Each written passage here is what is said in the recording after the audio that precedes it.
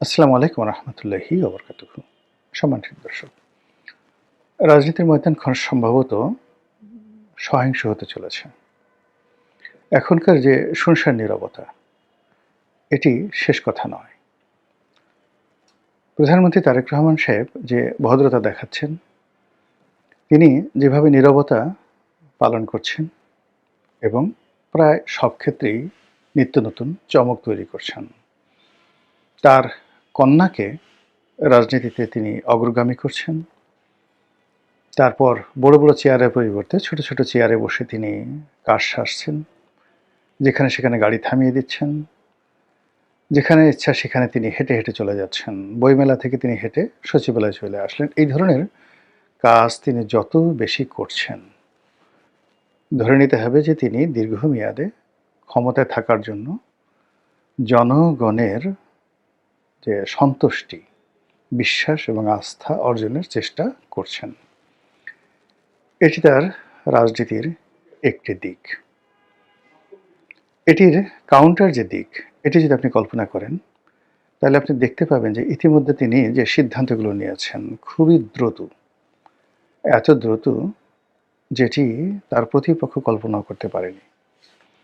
তিনি যেভাবে পুলিশে পরিবর্তন এনেছেন, যেভাবে সেনাবাহিনীতে পরিবর্তন এনেছেন, বিচার বিভাগে পরিবর্তন এনেছেন, মন্ত্রণালয়গুলো সাজিয়েছেন, একজন মন্ত্রীর পেছনে একাধিক উপদেষ্টা, একজন মন্ত্রীর পেছনে একাধিক প্রতিমন্ত্রী যেভাবে লাগিয়ে দিয়েছেন, তাতে করে দাপট দেখাবে, লম্ফজম্প দেখাবে, হাম্বিতম্বি দেখাবে বা মন্ত্রীরা খুব ক্ষমতাধর হয়ে পড়বে মনে হচ্ছে না। অবস্থা দৃষ্টি মনে হচ্ছে কঠোরতার দিক থেকে তিনি আলাউদ্দিন খিলজির নীতি অনুসরণ করছেন। আলাউদ্দিন খিলজি, সম্রাট আলাউদ্দিন খিলজি এবং গিয়াসউদ্দিন বলবনকে বলা হয় ভারতবর্ষের ইতিহাসের সবচেয়ে কঠোর শাসক। তারা তাদের পুরো রাজত্বকে গোয়েন্দা নেটওয়ার্কে আবদ্ধ করে ফেলেছিলেন এবং তাদের মন্ত্রীরা একে অপরের বাসায় দাওয়াত পর্যন্ত খেতে পারতেন না। তাদের পারস্পরিক মেলামেশা বন্ধ ছিল। এরকম একটি অবস্থা এবং তার সুফলও তারা পেয়েছিলেন। আবার অন্যদিকে তিনি যে বিনম্রতা দেখাচ্ছেন, ভদ্রতা দেখাচ্ছেন, এটি দিল্লির শাসক নাসিরুদ্দিন শাহের মতো। আপনারা জানেন গিয়াসউদ্দিন বলবনের মেয়ের জামাই ওই যে দিল্লির সম্রাট নাসিরুদ্দিন শাহ নিজের হাতে রান্না করতেন। রান্না করতে গিয়ে হাত পুড়িয়ে ফেলতেন। তার স্ত্রী একটা দাসী চেয়েছিল, তিনি সেটা দিতে পারেননি। বললেন যে ঠিক আছে, তুমি যেহেতু রান্না করতে পারছো না, আমি রান্না করবো। এরকম নরম প্রকৃতির মানুষ ছিলেন। তো তারেক রহমান সাহেব তার চরিত্রে দিল্লির বাদশাহ নাসিরুদ্দিন আর একই সঙ্গে গিয়াসউদ্দিন বলবন এবং আলাউদ্দিন খিলজির কঠোরতা তিনি অবলম্বন করছেন। তিনি অবস্থা দৃষ্টি মনে হচ্ছে তার অতীতকে ভুলেননি। যার সঙ্গে তার ভালোবাসা ছিল, বিশ্বস্ততা ছিল এবং এই ভালোবাসাগুলো যেগুলো এখনো পর্যন্ত অব্যাহত আছে, তাদের সবাইকে তিনি তার আশেপাশে রেখেছেন। আর যাদের সঙ্গে তার অতীতে ভালোবাসা ছিল কিন্তু এখন ভালোবাসা নেই, তিনি ইতিমধ্যেই এরকম একটা ব্যক্তিত্ব প্রদর্শন করছেন যে অনেকের ঘুম হারাম হয়ে গেছে। আগে যারা হাওয়া ভবনের সাথে সংশ্লিষ্ট ছিল কিন্তু এখন নেই। আগে যারা বিএনপি চেয়ারপারসনের সঙ্গে ভালো সম্পর্ক ছিল কিন্তু এখন বিএনপি চেয়ারপারসন নেই এবং তারাও বিএনপি রাজনীতির সঙ্গে নন। তাদের সবাই দোয়া ইউনূস পড়তেছে যে ইউনূসের জমানাতে আমরা এসছিলাম, ভালোই তো ছিলাম। তো এরকম একটা দ্বৈত যখন অবস্থা চলছে, তখন রাজনৈতিক কর্তৃপক্ষ হিসেবে যারা প্রকাশ্যে আছেন তাদের অবস্থা কী হবে? সঙ্গতির কারণে এদের উপরে তাপ আসবে, চাপ আসবে। ইতিমধ্যে আপনারা দেখেছেন যে রুমিন ফারহানা তার নির্বাচনী এলাকাতে ব্যাপকভাবে লাঞ্ছিত হয়েছেন, অপমানিত হয়েছেন এবং এভাবে যদি চলতে থাকে তিনি এই ঢাকাতেও আগামীতে খোলামেলা চলাফেরা করতে পারবেন না। আওয়ামী লীগ জমানাতে যেভাবে দিদারসিস শেখ হাসিনাকে গালাগাল করতেন, যেভাবে ডক্টর মোহাম্মদ ইউনূসের জমানাতে গালাগাল করতেন, এমনকি ডক্টর মোহাম্মদ ইউনূসের জমানাতে যেভাবে বিএনপির সমালোচনা করতেন তিনি, সেটা অবস্থা দৃষ্টি মনে হচ্ছে তিনি পারবেন না, একেবারেই পারবেন না। তিনি যতই হাঁসের মালিক হন, হাঁসকে আদর করেন, যতই তিনি রায়বাগানী হন, রাষ্ট্রশক্তির সঙ্গে আসলে পারা যায় না। আর তিনি এমন একটা অবস্থায় পৌঁছে গেছেন। সব কথা, তিনি আমার খুব স্নেহভাজন ছোট বোন। সব কথা বলা যাবে না। তিনি খুব ভালো করে জানেন। তার ব্যক্তিগত জীবন, তার পারিবারিক জীবন, তার রাজনৈতিক জীবন বিএনপির সাথে এমন জটিলতা তৈরি করেছে, সেই জটিলতার সঙ্গে অনেক কিছু জড়িত, যেটি তিনি রাতারাতি সমাধান করতে পারবেন না। মরে গেলেও তিনি সমাধান করতে পারবেন না। আজ জাহিদকে, ডাক্তার জাহিদ, যে তাকে যে মন্ত্রী পরিষদে নেওয়া হলো, উপদেষ্টা মণ্ডলীতে নেওয়া হলো, মূলত রুমিন ফারহানাকে অপমান করার জন্য। আপনারা তো সবাই জানেন যে ডাক্তার জাহিদের সাথে রুমিন ফারহানার যে একটা স্ক্যান্ডাল, এটি নিয়ে মানে রুমিন ফারহানা বা জাহিদ কেউ কোনো কথা বলেননি, কিন্তু এই স্ক্যান্ডালটা সারা বাংলাদেশে মশহুর হয়ে গেছে। তার প্রেক্ষিতে রুমিন ফারহানা নদীর ওপারে আর অপর পারে জাহিদকে যখনই তুলে ধরা হলো, হিমালয়ের চূড়ায় বসানো হলো, এটা রুমিন ফারহানাকে অপমান করার জন্য। এতে কোনো, যাকে বলা হয়, সন্দেহ নেই। আবার অন্যদিকে রুমিন ফারহানার আরেকটি ব্যক্তিগত বিষয় নিয়ে জনাব তারেক রহমান সাহেব তার প্রতি কতটা বিরক্ত, তিনি সেটা খুব ভালো করে জানেন। কাজেই যারা এই ভিতরে ঘটনা জানে না, তারা হয়তো রুমিন ফারহানা ওখানে স্বতন্ত্র নির্বাচন করে এসছেন, জয়লাভ করে এসছেন, হাঁস মাস প্রায় চলে আসছেন, তিনি খুব হাসি খুশি এতে তালি বাজাচ্ছেন। কিন্তু যদি তারেক রহমান সাহেব প্রতিহিংসা পরায়ণ হন, যেটিকে বলা হয় ভিনডিকটিভ, তাহলে রুমিন ফারহানার খবর আছে, ভীষণ রকম খবর আছে। আর যদি তিনি ভিনডিকটিভ না হন, প্রতিহিংসা পরায়ণ না হন, তবুও রুমিন ফারহানার রাজনৈতিক ভবিষ্যৎ যতদিন তারেক রহমান সাহেব আছেন এখানে কোনো রকম সম্ভাবনা নাই। বরং অতি উৎসাহী যারা লোকজন রয়েছেন, তারা তারেক রহমান সাহেবকে খুশি করার জন্য অলক্ষ্যে অনেক কিছু ঘটিয়ে ফেলতে পারবেন। কাজেই আমার যে প্রিয় বোন, তাকে সাবধান হতে হবে। একই সঙ্গে আমার ছোট ছোট যারা ভাই, সার্জিস, হাসনাত, মাহফুজ, তো তারাও আগের মতো করে চলাফেরা করতে পারবেন না। ইতিমধ্যে যে মাসুদ হাতিয়া থেকে এমপি হয়েছেন, মংলা মাসুদ, তো তিনি, তার এলাকাতে মারামারি হয়েছে বিএনপি এবং আওয়ামী লীগের সঙ্গে। নির্বাচন এলাকায় তিনি ওইবার আসছেন, দ্বিতীয়বার তিনি আর এই কাজ করতে পারবেন না। ঢাকাতেও তিনি সেই যে পোর্টে কী করেছেন তার বিরুদ্ধে নিঃসন্দেহে দেখবেন খুব দ্রুত দুর্নীতির মামলা হবে, খুব দ্রুত দুর্নীতির মামলা হবে। এটা থেকে তিনি রক্ষা করতে পারবেন না। এবং একইভাবে অন্যান্য যে সকল জুলাই বিপ্লবী আছেন, প্রথমত তাদের বিরুদ্ধে প্রচার চালানো হবে, অপপ্রচার চালানো হবে। তারপর তাদের ব্যক্তিগত জীবন নিয়ে নানা রকম প্রশ্ন করা হবে, তাদের ইমেজ সংকটে ফেলে দেওয়া হবে, এবং একটা সময় তারা ধৈর্য হারিয়ে ফেলবেন। এবং ধৈর্য হারিয়ে ফেলানোর পরে একটা যে কোনো একটা অকারেন্স ঘটে গেলে এবং তার প্রেক্ষিতে যদি হুট করে সরকার একটা সিদ্ধান্ত নিয়ে ফেলে, কাউকে অ্যারেস্ট করে ফেলে, কারো কিছু বলার থাকবে না। এবং এটা ঘটে, অনেক ঘটে। আমার নিজের জীবনেই তো দেখুন, যে এই যে ইন্ডিপেন্ডেন্ট টেলিভিশনের যে ঘটনাটি আমার জীবনে ঘটলো, এটা প্ল্যান্ড।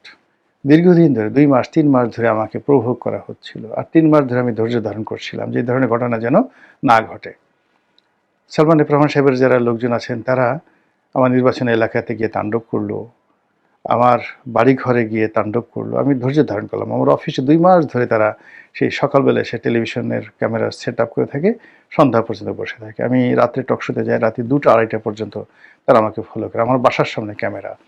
মানে এই 2 মাস যাবত যে কাজগুলো করেছে, সেগুলোকে ইগনোর করে আমি আমার মতো করে চলছিলাম। কিন্তু একটা সময় এসে অল অন এ সাডেন দেখা গেল যে ছোট্ট একটা যে দুর্ঘটনা, সেই দুর্ঘটনার ফলে ওই ছোট্ট একটা ভিডিও ফুটেজ তারা নিয়ে সেটার মাধ্যমে আমার পুরো রাজনৈতিক ক্যারিয়ার, মানে আমার জেলে যাওয়ার সঙ্গে সঙ্গে আমার অভিমান, শেখ হাসিনার প্রতি আমার যে বিশ্বাস এবং আস্থা, সেটা নষ্ট হয়ে যাওয়া, এমপিগিরি করার প্রতি আমার যে আগ্রহ, সেই আগ্রহটা পার্মানেন্টলি নষ্ট হয়ে যায় ওই একটি ঘটনার মাধ্যমে। এবং আজকে এই যে রাজনীতিতে যাচ্ছি না, ইলেকশনে যাচ্ছি না, নির্বাচনী এলাকায় যাচ্ছি না, মানে 2018 সনে শুধু ওই নির্বাচনের সময় গেছি, আর এখন পর্যন্ত গত 5 বছর 6 বছরে একবারের জন্য আমি কিন্তু আমার নির্বাচনী এলাকায় যাইনি। তা আগ্রহ থাকলে তো যেতাম কোনো বিএনপির অফিসে। আর 2018 সনে শুধু ওই নমিনেশন আনার জন্য বিএনপির অফিসে গেছি, এর বাইরে বিএনপির অফিসে কোনো একবার 2বার গেছি, তাও তারা যখন দাওয়াত দিয়েছেন, এর বাইরে কখনো বিএনপির অফিসে যায়নি, তাহলে নির্বাচন করব কি করে, রাজনীতি করব কি করে? এবং এটা শুরু হয়েছিল কিন্তু সেই যে ইন্ডিপেন্ডেন্ট টেলিভিশনের ঘটনায়, যখন আপনাকে প্রভোগ করা হয়, প্রভোগ করার পরে যখন আপনি আনএক্সপেক্টেডলি একটা দুর্ঘটনার মধ্যে জড়িয়ে পড়বেন, ওটা আপনার মোরাল ক্যারেজ নষ্ট করে দেয়। এখন যারা এই জুলাই আগস্ট বিপ্লবের নেতা, তাদের মূল শক্তি কি? তারা অর্থনৈতিকভাবে আমাদের সবার চেয়ে দুর্বল, অনেকের চেয়ে দুর্বল। পারিবারিকভাবে তারা তেমন কেউ নয়। শারীরিকভাবে তারা মহাবীর সেই আলেকজান্ডারের মতো নয়, কিংবা মহাবীর হানিবলের মতো নন। তারা আমাদেরই ছোট ভাই, সন্তান তুল্য। তো তাদের মূল বিষয়টা কি? তারা একটি ভালো কাজ করেছেন এবং সেই ভালো কাজ করার ফলে তাদের একটা কনফিডেন্স গ্রো করেছে, আত্মবিশ্বাস গ্রো করেছে, এবং সেই আত্মবিশ্বাসটাই হলো তাদের মূলধন। তো সেই মূলধন এখন আর তারা ক্যাপিটালাইজ করতে পারবেন না, নগদায়ন করতে পারবেন না। বর্তমান সরকার যেভাবে তারা দীর্ঘমেয়াদে কাজ করে যাচ্ছে, তাতে করে এনসিপি এবং জামাত, এই দুটো সংগঠনের মধ্যে যে ঐক্য আছে, বিএনপির প্রথম কাজ হবে এই ঐক্য বিনষ্ট করে দেওয়া, এবং এটা জামাত করতে বাধ্য হবে, এবং যাকে বলা হয় এনসিপি করতে বাধ্য হবে, যদি তারা নিরাপদ থাকতে চায়। কিন্তু তারা যদি বেপরোয়া হয়, তাহলে সরকারও তাদের বিরুদ্ধে বেপরোয়া হবে। প্র্যাকটিক্যাল একটি এক্সপিরিয়েন্স বলি, বিএনপি এবং জামাতের যে ঐক্যবদ্ধতা ছিল, আওয়ামী লীগ কিন্তু আসলে এরকম যুদ্ধাপরাধীদের বিচার টিচার করতে চায়নি।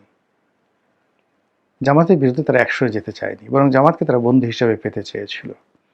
তাদের একমাত্র শর্ত ছিল যে তারা যেন বিএনপির জোট ছেড়ে আলাদা রাজনীতি করে, শুধু এতটুকু। 2009 সন পর্যন্ত তাদের এই দাবি ছিল। তারা যখন তালবাহানা শুরু করলো, তখন দেলোয়ার হোসেন সাঈদী সাহেবকে গ্রেপ্তার করা হলো।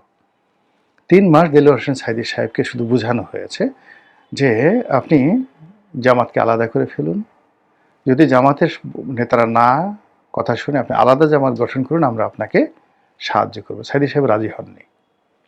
সাঈদী সাহেব রাজি হননি, এবং সাঈদী সাহেবকে যে 3 মাস পরে আটকে রাখা হয়েছিল, তার বিরুদ্ধে কোথাও একটা জিডি এন্ট্রিও ছিল না বাংলাদেশে। পরবর্তীতে সবকিছু তৈরি করা হয়েছিল। তো এই যে দেখেন, জামাত এবং বিএনপির মধ্যে যে ভাঙন, এই ভাঙন সৃষ্টি করার জন্যই আওয়ামী লীগ জামাতের প্রতি নিষ্ঠুর হয়েছে, বিএনপির প্রতি নিষ্ঠুর হয়েছে। এর কারণ হলো, এই দুটো শক্তি যদি একত্র থাকতো, ওটি আওয়ামী লীগের স্বস্তিতে থাকতে দিত না, এবং সেই 2014 সনেই তাদের পতন হতো। তো সেই দিক থেকে এখন এনসিপি আর জামাত যদি একত্র থাকে, এই দুটো শক্তি, মানে এই দুটো শক্তি হলো 24-এর যে গণ অভ্যুত্থান, সেই গণ অভ্যুত্থানের মূল মাস্টার মাইন্ড, নায়ক, এবং তারা মানে এই গণ অভ্যুত্থানের যত ক্যাপিটাল, এগুলো সবই তাদের হাতে। তো কাজেই তারা রাতারাতি যে শক্তি অর্জন করতে পারে, জনগণের কাতারে মিশে যেতে পারে, তাদের সব কিছু করার অভিজ্ঞতা আছে। এই দুটো সংগঠনে যারা আছেন, এরা anything they can do better than BNP. তো রাজপথে এদেরকে একত্রে রাখা বিএনপির জন্য কোনো অবস্থাতেই নিরাপদ নয়। তারা এখানে ভাঙন ধরানোর চেষ্টা করবেন, আর যদি না ভাঙে, তাহলে এই উভয় পক্ষের উপরই যে রাষ্ট্রীয় দমন পীড়ন যেটা হয়, এটি অনিবার্য, এতে কোনো সন্দেহ নেই। তাহলে সেক্ষেত্রে হাসনাত সার্জিসরা কী করবেন, রুমিন ফারহানা কী করবেন, জামাত কী করবেন, এটা তাদের, আমার শুধু কাজ ছিল বলা, আর বাকি তারা যে সিদ্ধান্ত নেবেন এটা তাদের বিষয়। আর সরকার যে কাজটি করবে, এতে কোনো সন্দেহ নেই। এর কারণ হলো, সরকারের এই জায়গাতে যদি জামাত থাকতো, রুমিন ফারহানা থাকতো, আওয়ামী লীগ থাকতো, তো তারা এই কাজটি করত। এটাই রাজনীতির গণিত, রাজনীতির ভাষা। মহান আল্লাহ আমাদের সবাইকে হেদায়েত দান করুন এবং হেফাজত করুন। আসসালামু আলাইকুম ওয়া রাহমাতুল্লাহি ওয়া বারাকাতুহু।